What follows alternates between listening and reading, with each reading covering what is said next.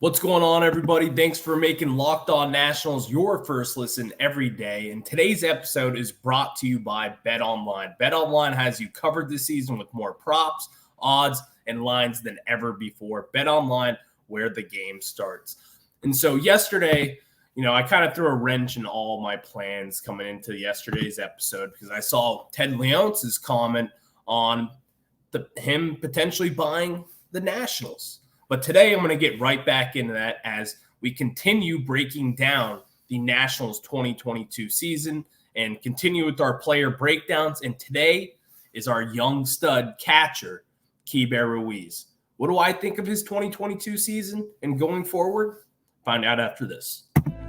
You are Locked On Nationals, your daily Washington Nationals podcast, part of the Locked On Podcast Network, your team every day.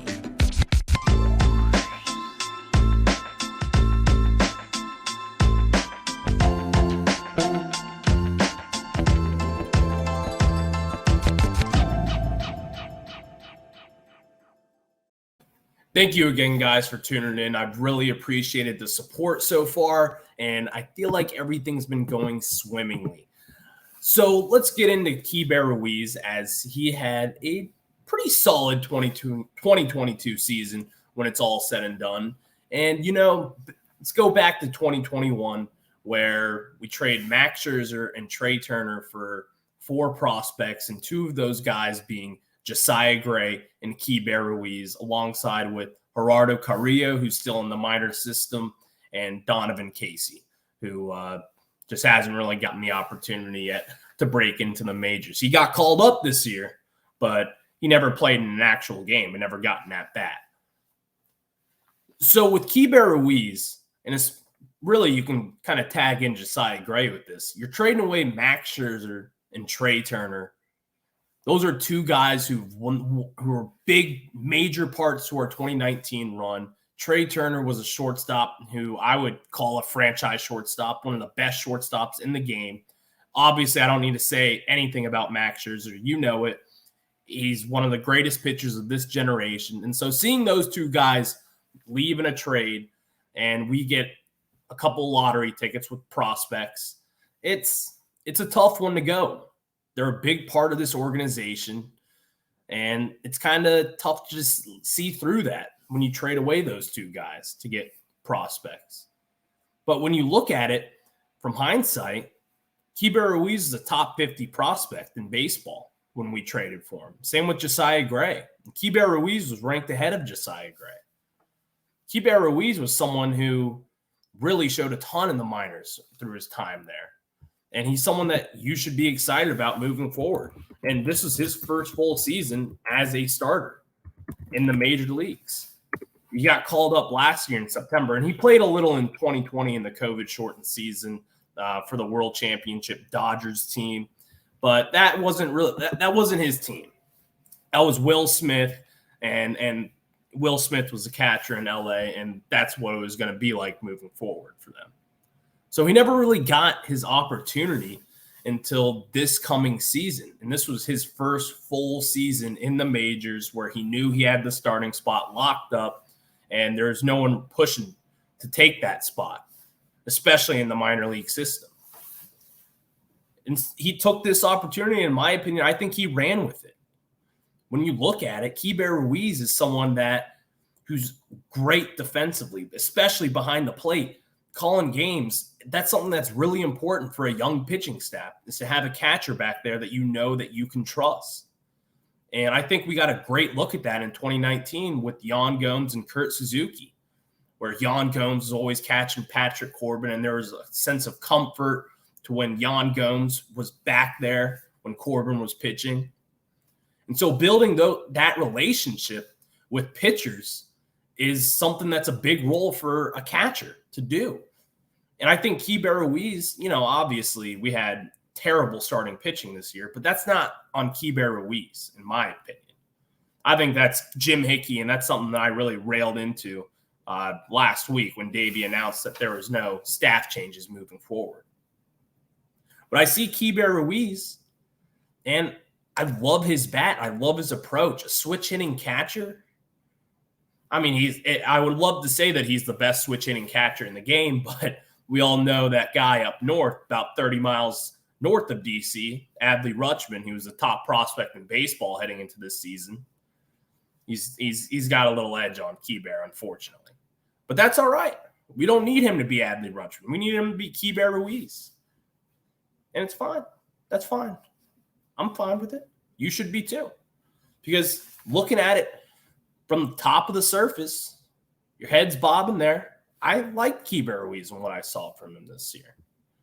I see someone who can play a great defensive catcher position back behind the plate. I got into the reasons. He's someone that you trust back there. I have the stats up for you right here. Especially defensively was my main focal point when it came to Keibert, because that was what was wildly impressive to me, to where he didn't really, over the last – here, let me take a step back to where I always have wanted a catcher to where we can kind of call our own.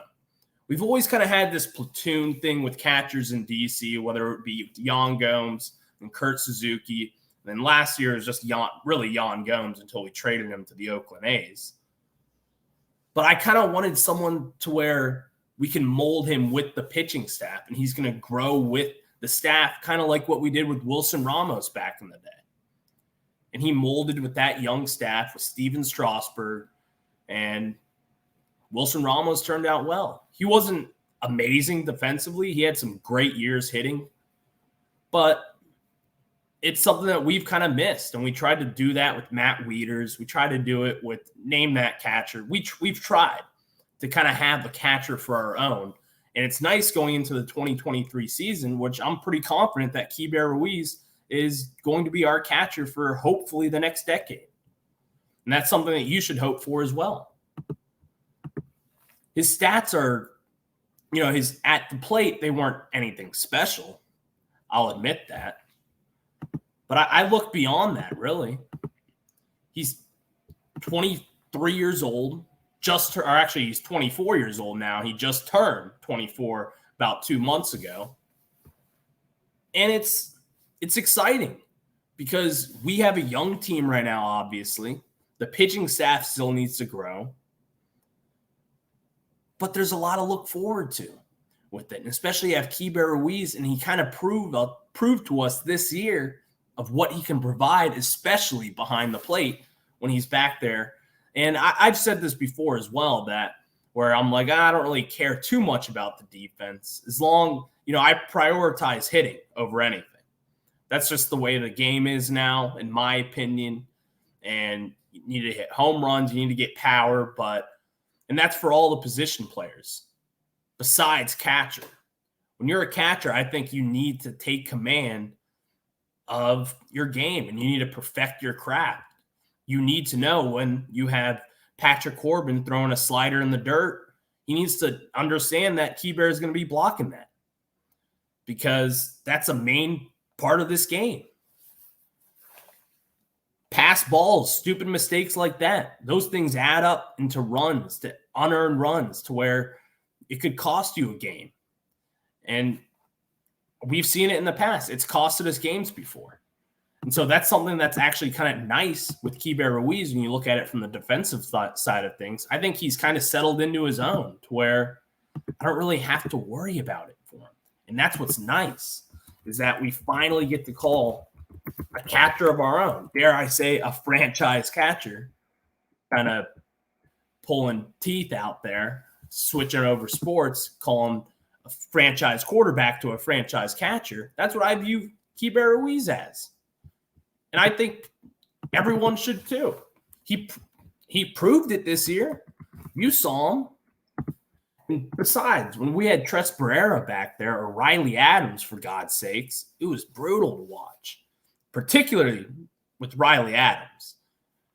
I mean, and also the weird thing is from this year, to where I really wanted to see Keibert maximize his opportunities, and I think that's something to where Davey has to do better with, to where he only appeared in 112 games this year. And obviously he got the ball to the groin in the early September that knocked him out for the rest of the season.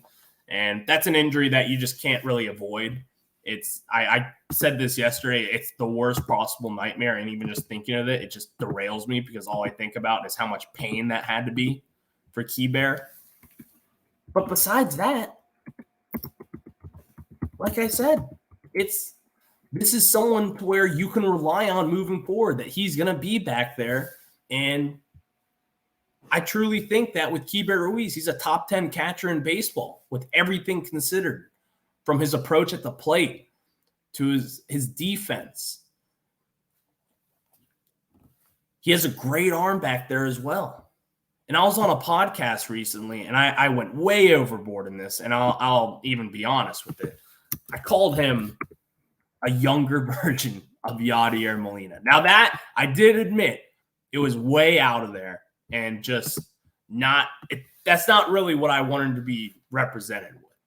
So I said that, and I got chirped by people, and it's fine. You can do that. But my whole point is that I see him and what he can do, and that's just exciting just to even think about. Because that's an important part to this team. And it has to be. It's got to be. So moving forward, that's something to where I'll be excited about with Keibert Ruiz. I know I can trust him going out there, and he's going to be able to make the plays. This year, he caught 20 he caught 20 runners stealing bases this year, which was good for second in the majors, only behind JT Realmuto, who appeared in 133 games compared to Keibert's 106 games this year. And third behind that was our old friend Yan Gomes, who finished with 18 runners who he caught stealing. Those are impressive numbers when you look at it from a 23-year-old, especially for a bad team. People were running all over this team. A lot of slow deliveries from pitching staff. You know, like I said, our pitching was our Achilles heel this year. And so Keibert had a lot to handle on his plate for a young guy to where, you know, that's kind of tough for someone to take advantage of that and to do everything well moving forward. So after this, I want to get into some of the hitting stuff from what I saw and kind of what I project Keibert to be moving forward. But first, I want to tell you guys about my friends over at Bet Online. BetOnline.net is your number one source for football betting info this season.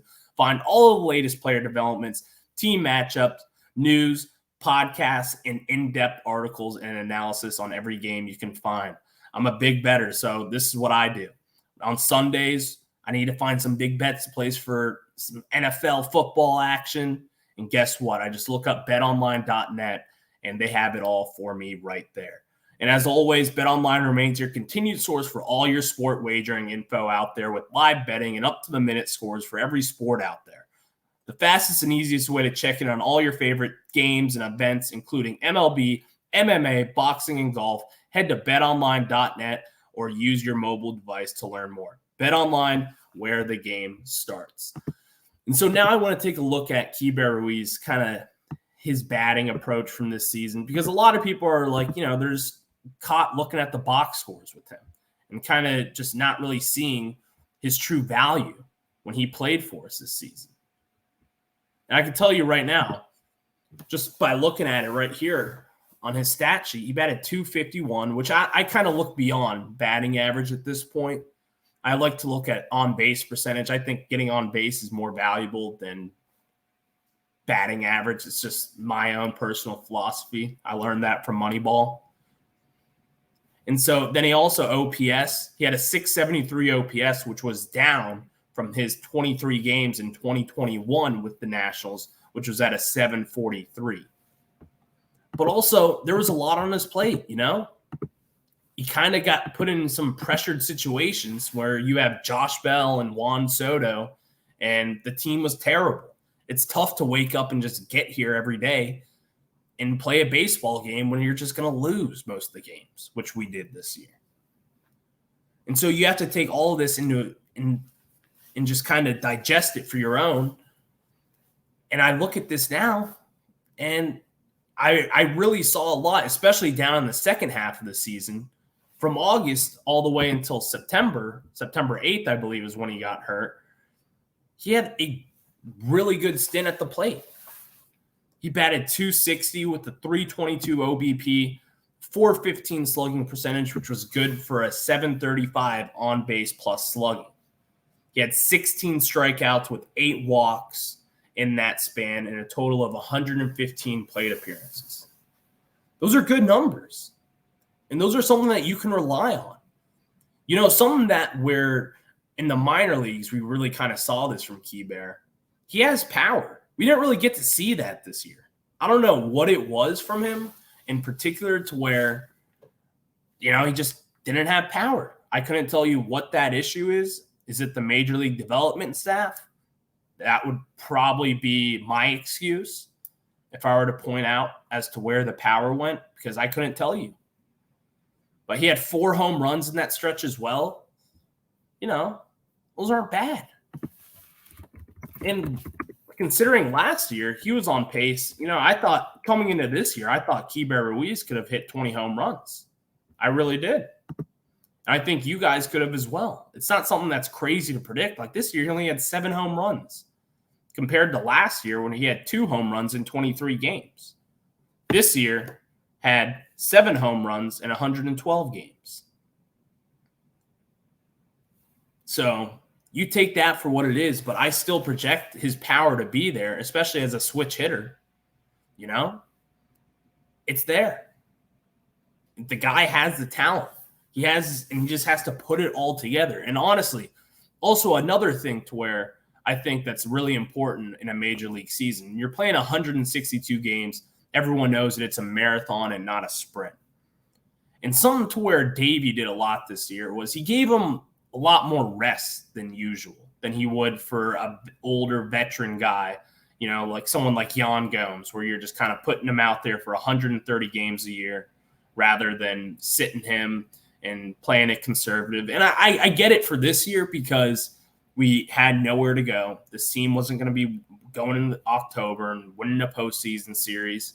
But still, it's frustrating. You want to see those guys take the next step going forward and ensure that this is someone that we can build around for a young team.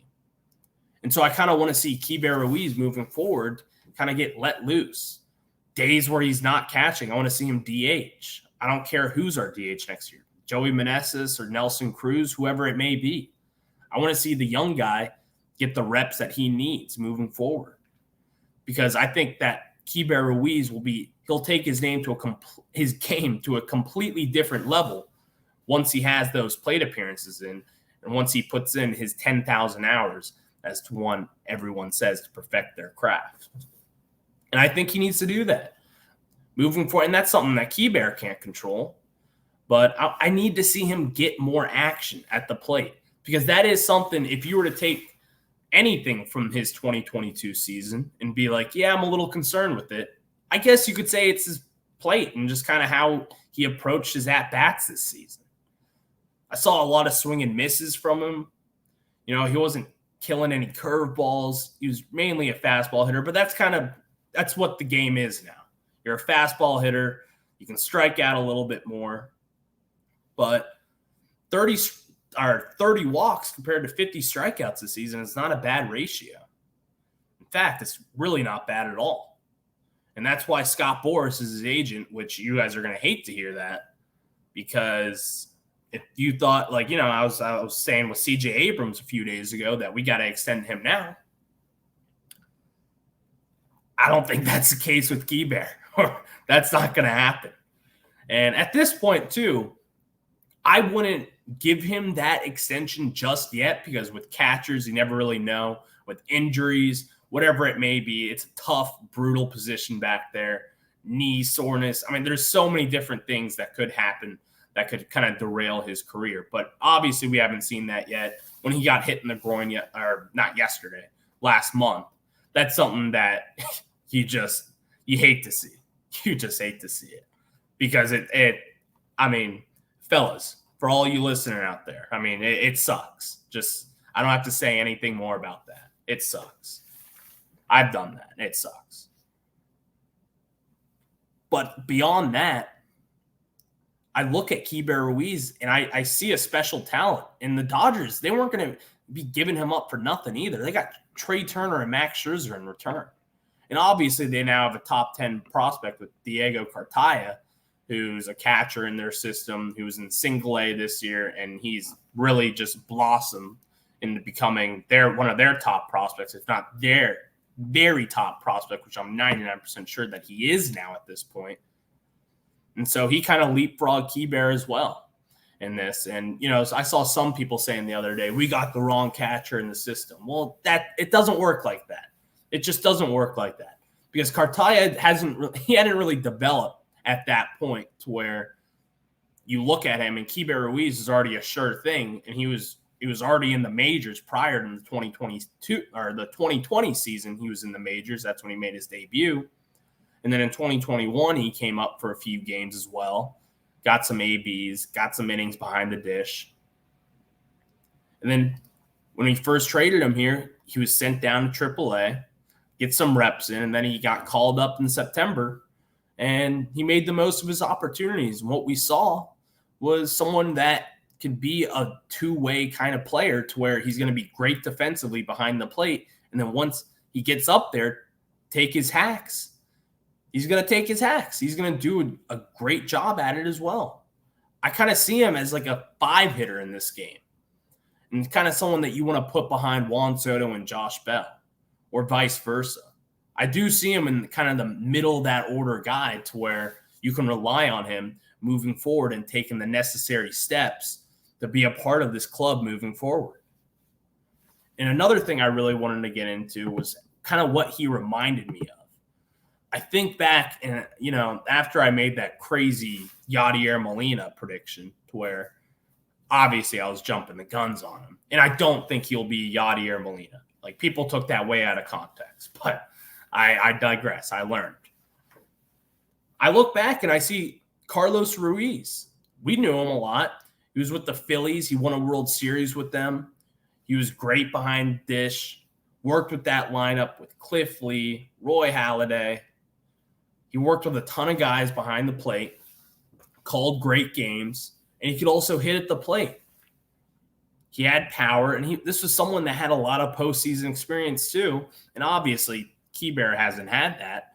I guess he had it in 2020 with the Dodgers. Last year, he certainly didn't get it. And in 2022, he certainly did not get that as well. But Carlos Ruiz, someone who hit 265 in his career with the 742 OPS. And for a catcher, you kind of grade players on if they're good, great, or elite, kind of, at least the way I do it, is looking at their OPS. And with catchers, I kind of bring down the numbers a little bit, because a lot of people get, pitchers are terrible hitters. They've always been terrible hitters, and they most likely will always be terrible hitters. Luckily, we don't have to worry about that anymore. But catchers are kind of the same way, to where they're perfecting their craft, and the defensive side of things is a little more urgent than what managers and ball clubs will need at the plate. They're going to prioritize their defense, calling the games, getting the chemistry down with the pitching.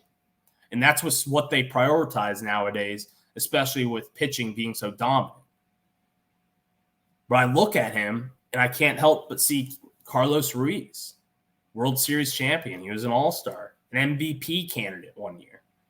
Not a serious one, but he was in the race for it. He got votes.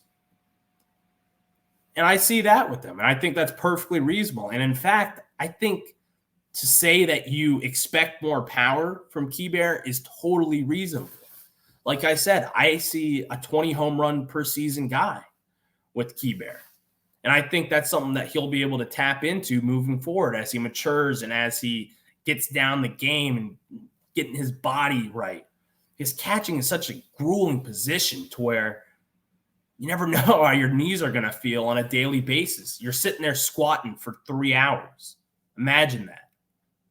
And then going home and sitting on a bus for 30 minutes, going from your hotel to the stadium. Or sitting on a plane for 3 hours, going from DC to Miami. It's a lot of wear and tear on your body throughout a season. But there is really no excuse to have as to why he didn't really tap into the power as much as we wanted to this season. But like I said, from August on, he kind of was getting into that groove to where we were seeing these home runs and we were seeing what he could do at the plate in particular. Because, like I said, I think this is someone to where you can rely on in the middle of your order. 7 home runs this season, 4 from August to September 8th. That's in about a month and a half span, or really a month and a third, I guess, if we're getting real numbery here. That's not bad. 4 home runs, I'll take it. Only having 3 home runs from April all the way through July, then having 4. I think that's something that we're going to see more of going forward, to where we could expect a 20 home run season consistently from Keibert and the young buck back there. And I don't have to say, I can't say enough about how he is defensively. I can't say enough, because also pickoffs too. He had 4 pickoffs this year, which is, that's nothing like crazy, but like, that's good. That's 4 extra outs that he earned for himself and for the team. Those are big outs. Picking off someone is always like, it's not the easiest thing in the world. They're going to be safe 99% of the time. But when you get those, that's big. Those are outs to add to a win, And something you have to take in effect, to where when you have someone who was 23 for the majority of the season, and to have all that success behind the plate defensively, it usually kind of comes together on the offensive side before the defensive side for catchers, really. And that's at least what I've taken away from my time watching baseball. And I was impressed with it, because at this point, like I was mentioning earlier, I do prioritize his defense over his offense as we sit here today. It's just the nature of the game now. And it's something that I think people will notice moving forward. But like I said, Keibert Ruiz, I think Keibert Ruiz is here to stay. And I think that he's going to be something to be proud of moving forward for your Nationals team. And as opportunities come, I think he'll continue to take advantage of them, and that'll be that. So thank you guys for making Locked On Nationals your first listen today. Now make your second listen to the Locked On MLB podcast. MLB expert Paul Francis Sullivan brings humor, passion, and unique perspective on every team and the biggest stories around the league. Follow the #1 daily league-wide podcast, Locked On MLB, on the Odyssey app, YouTube, or wherever you get your podcasts. And so today, it's a fun show. Keibert Ruiz is a nice little bright spot for this team to talk about. And, after a bad season, that's what means most to me, is to find those bright spots and to find those things to where you feel comfortable about moving forward with this Nationals team. And like I said, I think Keibert is here to stay, and I think that he will be playing a big role for whenever our next postseason appearance comes, because having a catcher back there to anchor down your defense and your pitching staff means way more than what everybody gives credit for. Because I think that's something to where it's a craft that you need to perfect, and when you perfect it, it's effective. All right, guys, I'll talk to you on Monday. It's been a good 2 weeks of shows, and hopefully we'll get a little postseason baseball action here and there, and you'll check out my guy, Paul Francis Sullivan, and the Locked On MLB podcast. They will have all of that. And also, my predictions look terrible. I hope the Phillies stink again. I hate the Phillies, so hopefully they get to lose today. That'll make my day happy. I'm not rooting for the Braves, but I'm certainly not rooting for the Phillies. So I'll end on that note. Let's hope for a Phillies loss, everybody. Have a good one.